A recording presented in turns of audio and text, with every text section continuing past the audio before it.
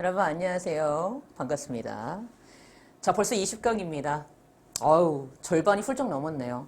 화이팅. 네. 자, 20강은 빈칸 추론 문제입니다. 그리고 이게 실제 2024학년도 6월 평가, 그러니까 작년 6월 평가 문제였는데요.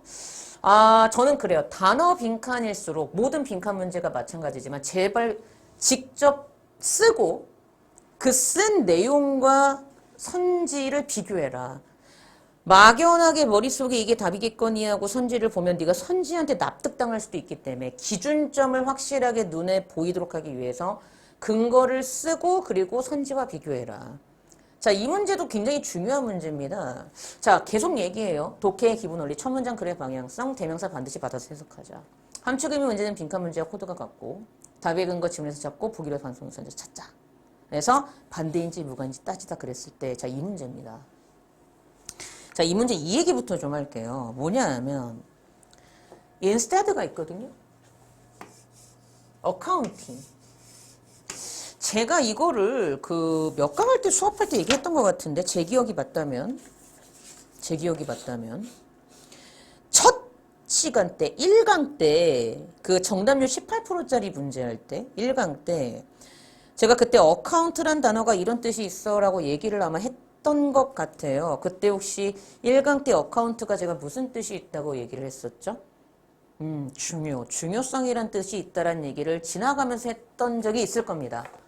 근데 제가 지금 이 질문을 던졌을 때 여러분들 중에서 걔가 그런 뜻이 있다는 것을 지금도 기억하고 있는 애들이 얼마나 될지 모르겠어요. 그러니까 요즘 세대 자체가 외우기보다는 이해 기반적인 공부를 많이 하고 그래서 아무래도 영어나 국어보다는 수학, 과학 쪽의 과목에 좀 더 집중돼 있는 수업을 많이 하기 때문에 그런지 모르겠지만 잘 안 외우려고 하는 습성이 있거든요. 마찬가지로 이때 어카운팅을 우리 이제 책에서는 뭐 회계? 정산이라고 보는 것 같아요. 뭐 그런 뜻이 있겠죠. 하지만 우리가 회계사가 되려고 하는 것도 아니고 여러분이 글을 읽었으면 얘죠. 이게 어카운팅 이런 눈을 좀 가져야 됩니다. 시험장에서. 어떤 가족이 노동력을 얼마나 많이 집어넣었고 어떤 가족이 노동력을 얼마나 많이 가져갔는가 하는 것은 이렇게 해석이 됐어야죠. 이게 더 중요해요. 그래 좀 회계 정산이라는 뜻이 있는 것도 잘 몰라요, 솔직히. 그러니까 대학교 때 경영 경제 쪽에 관심이 많아서 그때 이제 수강 신청을 어쨌든 내가 그 과가 아니어도 관심이 있으면 수강 신청해도 상관이 없는 과목들이 있어요. 제가 그래서 경영 경제 쪽에 특히 저는 경제에 관심이 많아서 거시경제, 미시경제 다 들었었고 경제학, 원론, 개론 다 들었었거든요. 되게 재밌어요. 마찬가지로 경영학 같은 경우에도 경영학 같은 경우엔 회계 원리도 들었었어요. 점수도 잘 나왔었죠. 근데 어쨌든, 그러니까 영문과를 가지 말고 경영 경제를 갔어야 되는데 어쨌든. 그런데 그때 어카운팅이란 단어를 회계할 때 많이 봤던 것 같긴 해. 근데 중요한 건 그게 중요한 게 아니라 네가 문제 풀 때는 이때 어카운팅이 how much부터 takes out과 같은 말로 보였으면 끝이라고. 그게 순도 코드라고. 근데 중요한 건 instead야. 이게 대신해잖아. 그러면 뭐가 기억이 나야 돼? 제발 부탁이야. 나의 사랑은 밖에 있지 않다. 대신에 나의 사랑은 안에 있다. 기억나시죠? 있지 않다, 있다, 동사관계 반대이나 밖에 있지 않은 것과 안에 있는 건 같은 말 다른 표현인 독특한 코드가 대체의 코드다. 제 주변의 모든 분들이 올해 다 결혼들을 하시더라고요. 뭐 올해 결혼 시즌이야? 왜 이래? 다들. 축하할 일이죠. 네. 화이팅. 잘 사셔야 됩니다. 네. 농담 친 거예요. 결혼을 할 수 있다는 것 자체가 굉장히 축복된 거죠. 그렇죠? 우리 매니저님은 결혼하고 싶으신가요? 하고 싶으신가요, 매니저님? 왜 대답이 없으시죠? 할 수 있으면 하시고 싶으신가요? 왜 대답이 없으시죠? 어쨌든 그렇습니다. 그래서 갑자기 나의 사랑은 밖에 있지 않다. 대신에 나의 사랑은 안에 있다. 하면서 떠오른 건데 어쨌든 그건 딴소리고. 자, 이 얘기를 왜 하냐면 대신에가 나왔잖아. 아까 뒤가 같아요. 왜냐? 분명히 앞부분에서 no formal이라 그랬죠. 공식적인 것이 아닙니다죠. 여기 봐봐.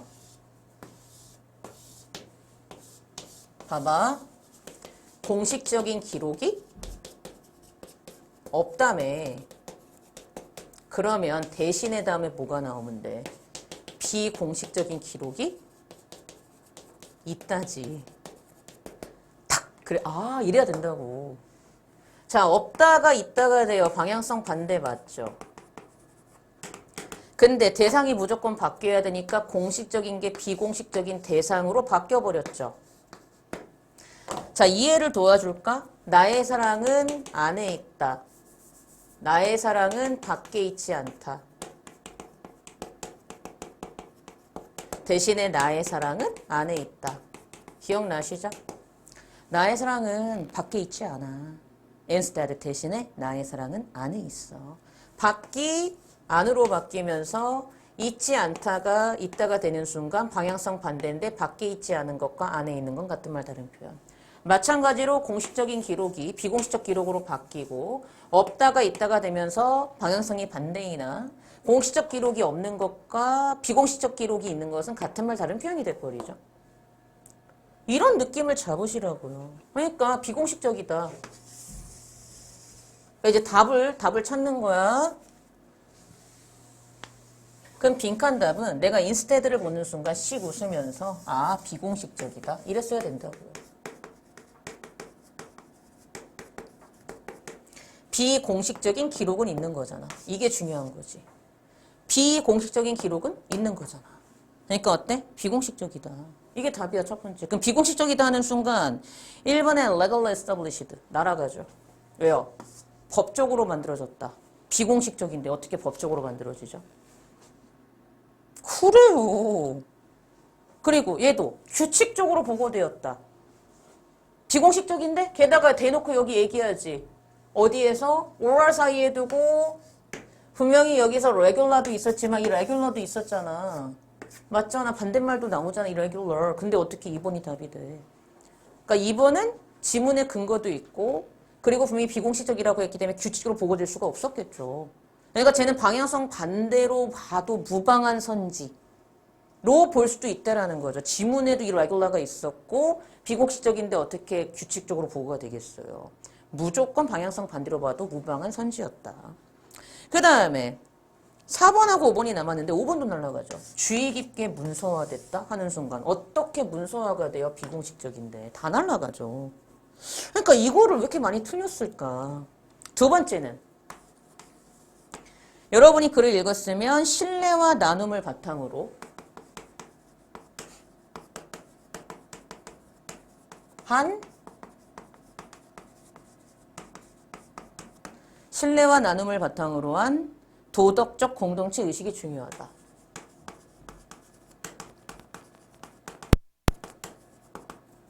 이게 답이었겠죠? 이 정도가 답이었겠네. 아, 비공식적이다.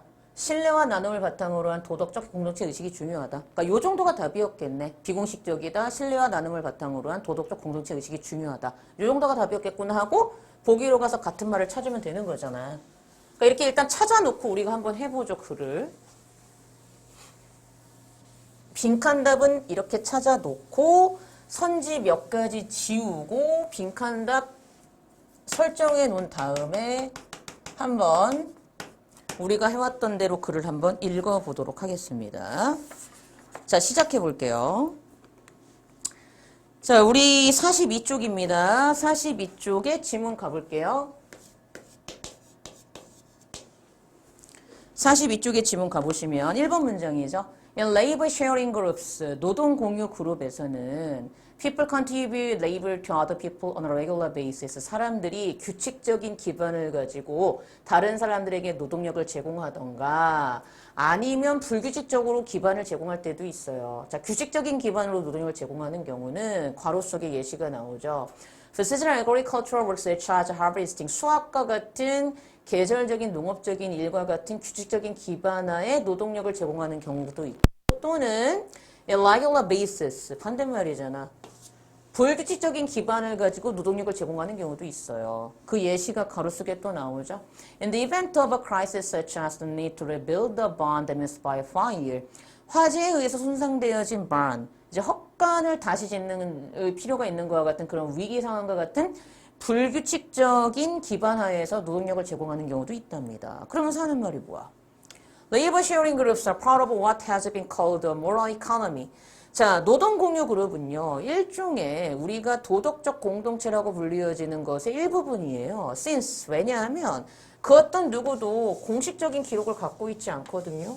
뭐에 대해서? 얼마나 많은 노동력을 어떤 가족이 집어넣었고 얼마나 많은 노동력을 어떤 가족이 꺼내갔는지에 대해서 공식적인 기록이 없기 때문입니다. 당연히 레이버 쉐어링이라고 했으니까 저는 이 문장 다음에 일로 올 때 노동력을 집어넣고 노동력을 가져간다고 당연히 유기적으로 그렇게 해석을 했어요.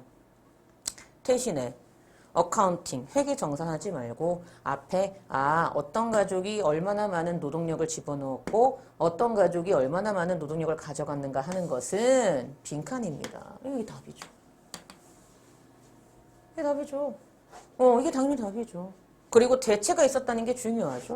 이렇게 보시면 돼요. 끝. 계속 봅니다. The group has a sense of a moral community. 그 그룹은요. 도덕적인 공동체의 감각을 갖고 있습니다. 어디에 기반을 둔 신뢰와 공유에 몇 년의 세월에 걸친 그러한 기반을 둔 도덕적인 공동체의 감각을 갖고 있어요. 그러니까 도덕적 공동체라는 게 중요해요. 맞죠? 자, 그 다음 갑니다. In a certain community of North America, 북아메리카의 특정한 공동체에서는 노동 공유가 주요한 경제적 요소죠. 사회적 응집성에 있어서. 어떤 가족이요, 새로운 헛간이 필요하거나, when a family needs a new barn, 어떤 가족이 새로운 헛간이 필요하거나, 아니면은 어떤 그러니까 그룹 노동이 요구되어지는 보수 일을 직면하게 돼야 되는 상황이 발생하게 되면, a barn raising party is called. 그때는 헛간을 만드는 그러한 집단이 소집되게 됩니다. 아니, 이 문장이 어려워요? 문장 되게 쉬워요. 정부에서 말하는 킬러를 없애겠다라는 것은 제가 분명히 누누이 얘기했죠. 지문의 난이도를 쉽게 하겠다는 겁니다. 문제를 쉽게 하겠다는 게 아니에요. 선진 더 어려워졌거든요. 그거를 감안하셔야 돼요. 그래서 이 정도의 지문은 이제 해석을 깔끔하게 하셔야 된다는 거. Many families show up to help. 그럼 많은 가족들이 도와주려고 나타나요. 얼마나 쉬워요. 성인 남자들은 매뉴얼이 있던 레이버를 꾸미니까 손으로 하는 육체의 노동의 이런 뜻으로 보면 되잖아. 육체 노동을 제공하고요. 그리고 성인 여성들은 사건에 필요한 음식을 제공해 줍니다.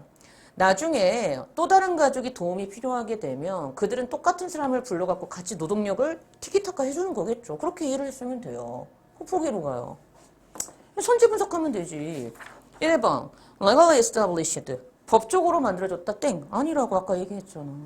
2번. 규칙적으로 보고되어졌다. 아니라고. 아니, 비공식적인데 어떻게 규칙적으로 보고가 돼. 게다가 규칙적인 기반과 불규칙적인 기반을 가지고 도움을 준다고 했는데, 자, 첫 번째 포인트.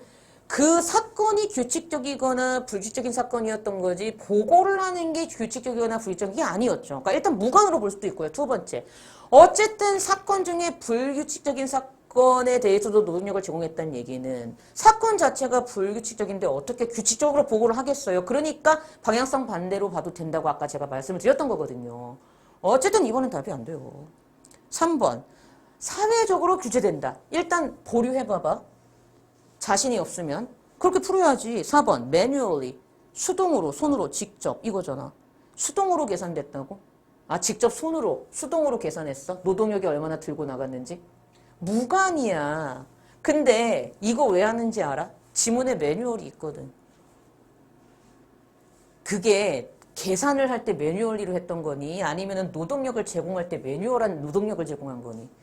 노동력을 제공할 때 육체 노동을 제공한 거지. 어떤 가족이 얼마나 노동력을 투입했고 가져갔는가를 계산할 때 직접 손으로 몸으로 계산을 했대? 완전 무관인데 단어만 보고 찍는 거야. 그러지 말라니까. 5번 주의 깊게 문서화됐다. 비공식적인데요. 그럼 3번밖에 안 남죠. 자, 이 순간 제가 분명히 얘기했어요. 선지 보고 지문 가지 말고 부탁인데 지문에서 답의 근거를 찾고 선지로 가라. 선생님 저는 선지를 먼저 보는 게 이미 습관이 돼 있어요. 어떡하죠? 그러면 괜찮다. 단 전제 조건이 있다. 내가 선지 보고 선입견이 생길 자신이 없으면 선지를 먼저 보면 안 되고 네가 선지를 보고 선입견을 안 가질 자신이 있으면 그땐 선지를 먼저 봐도 돼. 왜? 사회적으로 규제된다고 지문으로 가면 도덕적 공동체인데요? 라고 의문을 품는 순간 답이 안 보여요.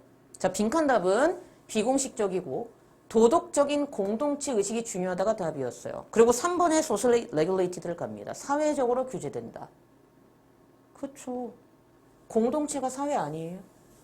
어떻게 규제가 되는 거예요? 도덕적 의식을 가지고 규제가 되는 거잖아요. 이렇게 풀려야 된다고요. 그래서 답의 근거를 지문에서 찾고 보기로 가야 얘가 왜 답인지 납득이 되는 게 수능적 코드라니까 몇 번을 얘기해. 네가 이걸 깨닫지 못하면 넌 자꾸 답을 고를 때 정확하게 답을 못 골라. 사실은 저거 보류도 아니야. 나처럼 풀었어야 돼. 그래서 정확한 답을 찾으려면 나머지 선지가 왜 안 되는지도 알아야 돼. 그러니까 이 문제가 56%밖에 안 됐지. 정답률이 생각보다 그렇게 높지 않고 낮았던 이유가 이렇게 안 하니까 애들이 틀려버리는 거죠. 무슨 얘기인지 아시겠어요? 이렇게 연습을 하셔야 돼요. 그래서 답은 3번의 socially regulated, 사회적으로 규제된다. 3번이 답이었던 문제였습니다. 됐을까요? 자, 이렇게 해서 우리가 오늘도 수업이 끝났습니다. 네, 수고하셨고요. 저는 다음 강좌 때 여러분들 찾아뵙도록 하겠습니다. 네, 수고하셨습니다.